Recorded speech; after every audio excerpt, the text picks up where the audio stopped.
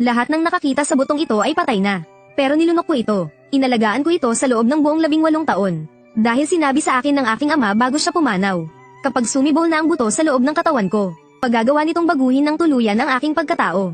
Pero bago sumibol ang buto, hindi ako maaaring magsalita. Oras na magsalita ako, darating ang galit ng kidlat mula sa kalangitan. Sa loob ng 18 taon, ang akala ng lahat ay isa akong pipi. At bukas na ang huling araw. Pero sa mismong araw na ito, ang mapapangasawa kong si Jiang Luoxi ay kumuha ng isang malaking espada.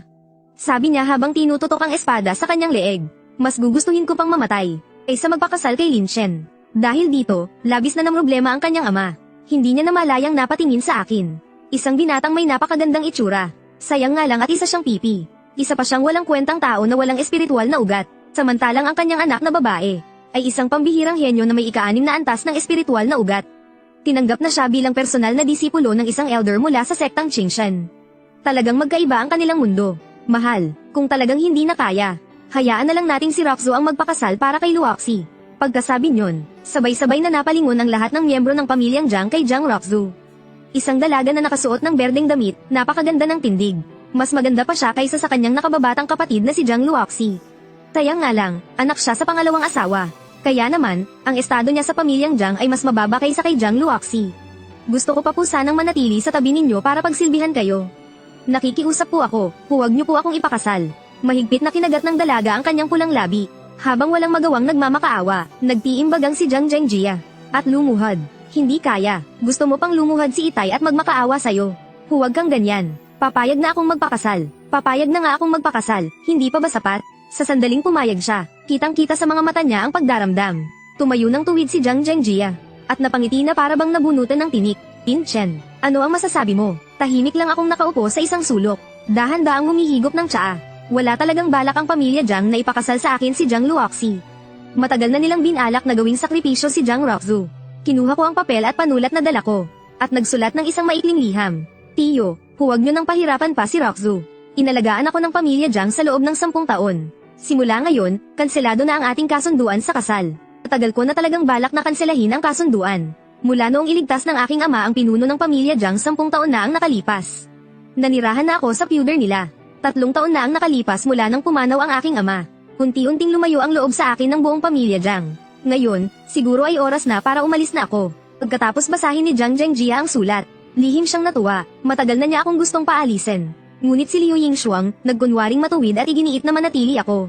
Siyempre, nahulaan ko na ang kanyang binabalak. Gusto niyang alisin ang anumang banta para sa sarili niyang anak. Kapag naipakasal siya sa akin, masisira na ang kanyang kaligayahan habang buhay.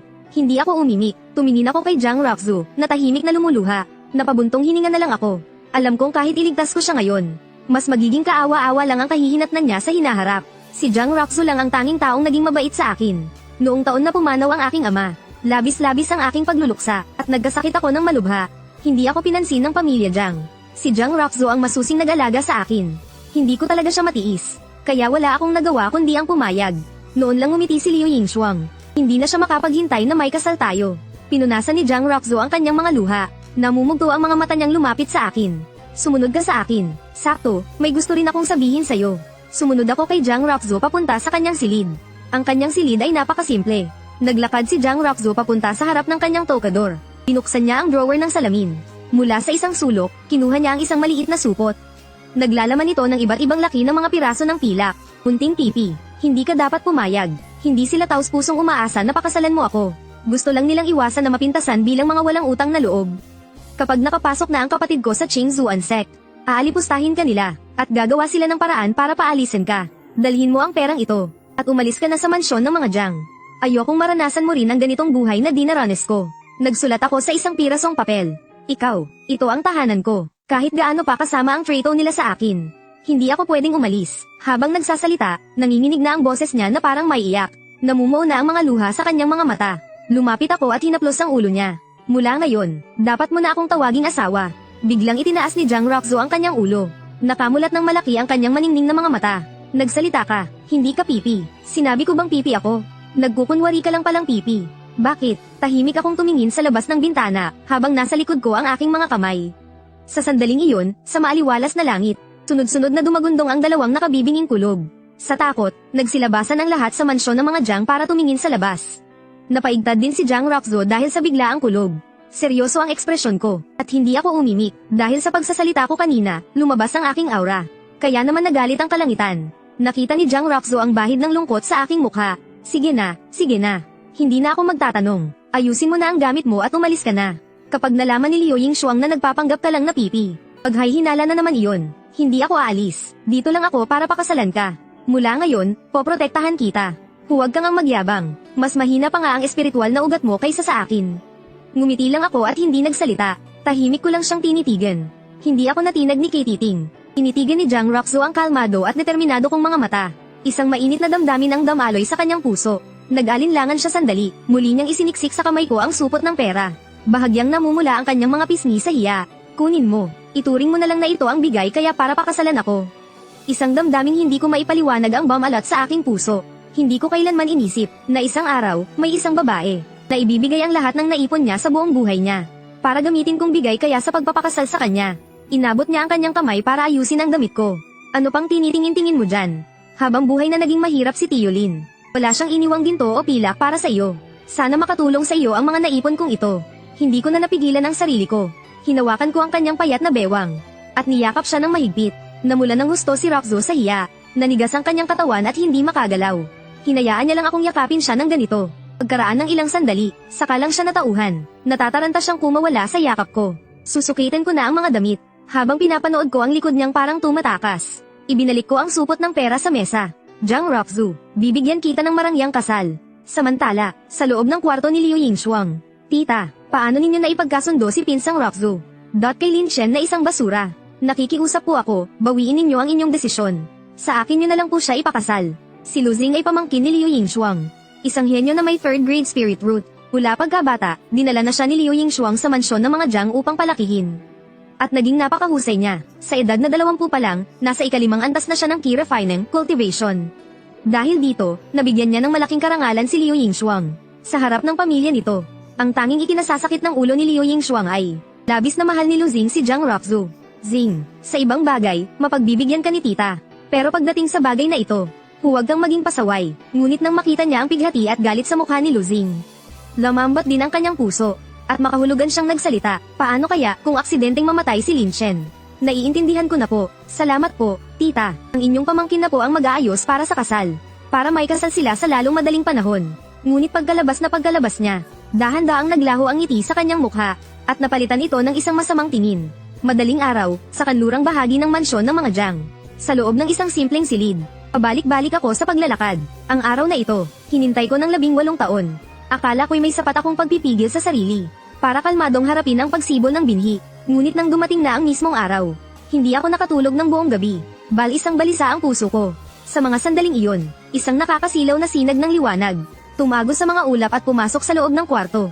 Halos kasabay nito, nabitak ang matigas na balat ng binhi sa loob ng aking katawan.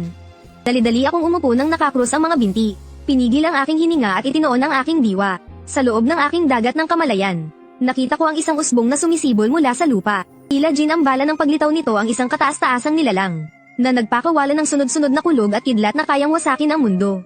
Sa pagnanais na ibaon itong muli sa ilalim ng lupa, ngunit dahan-daang bamuka ang usbong.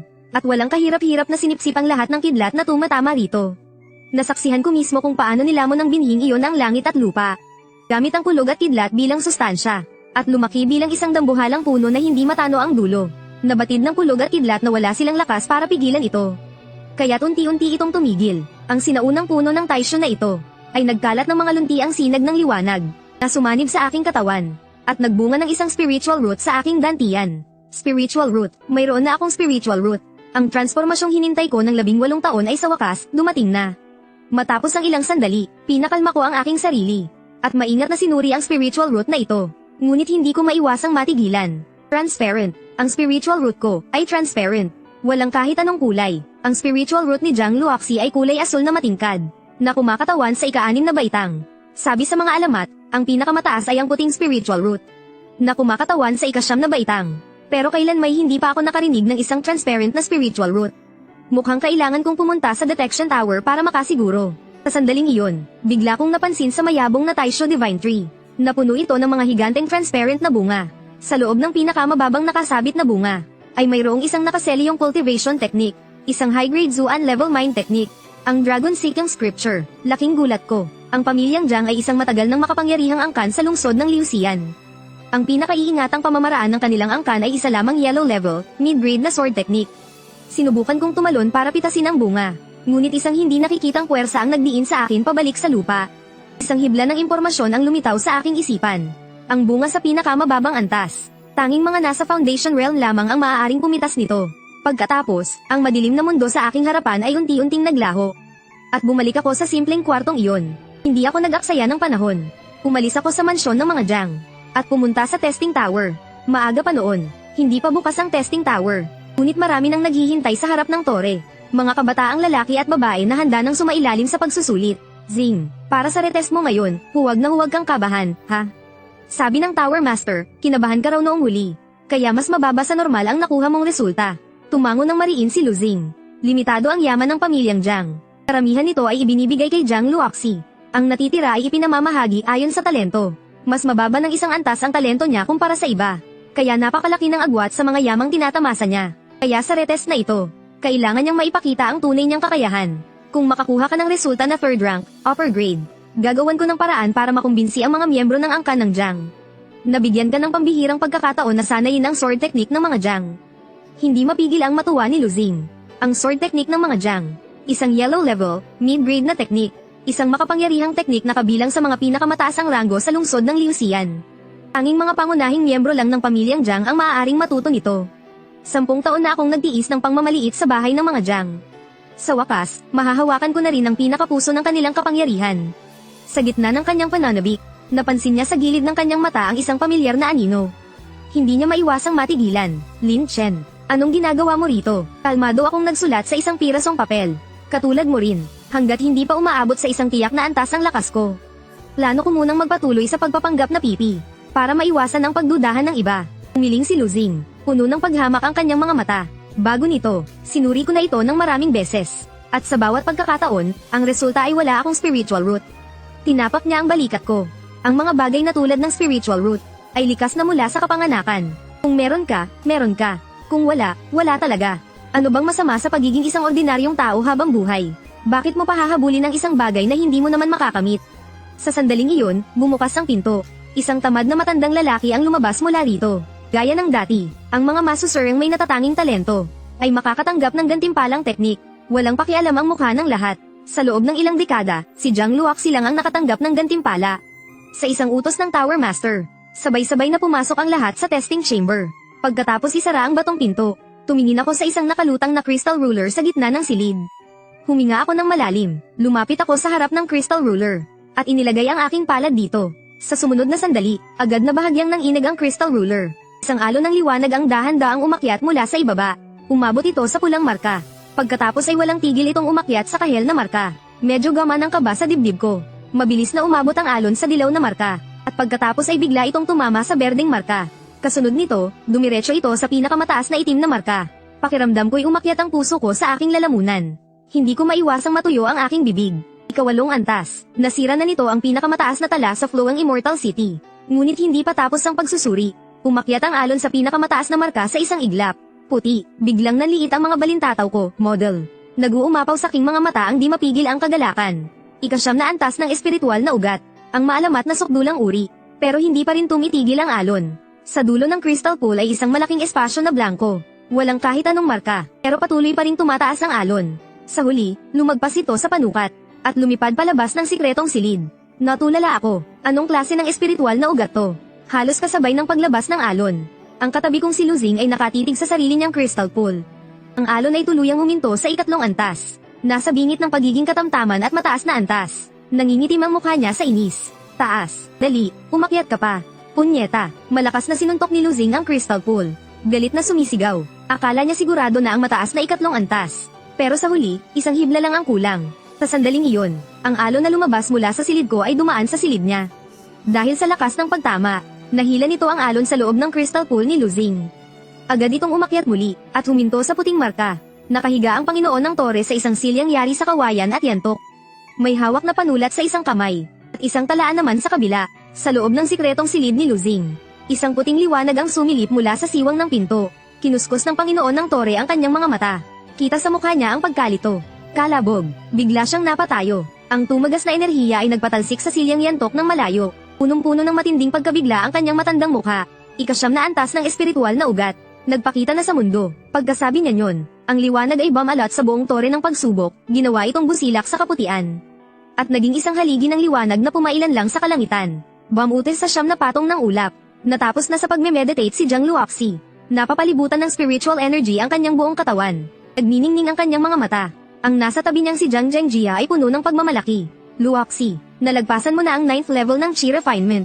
Sa ganitong edad, wala pang nakakagawa niyan sa kasaysayan ng ating Gushou City. Sa bagay, isa kang 6th grade spiritual root. Hindi nakapagtataka na napakabilis ng iyong pag-cultivate.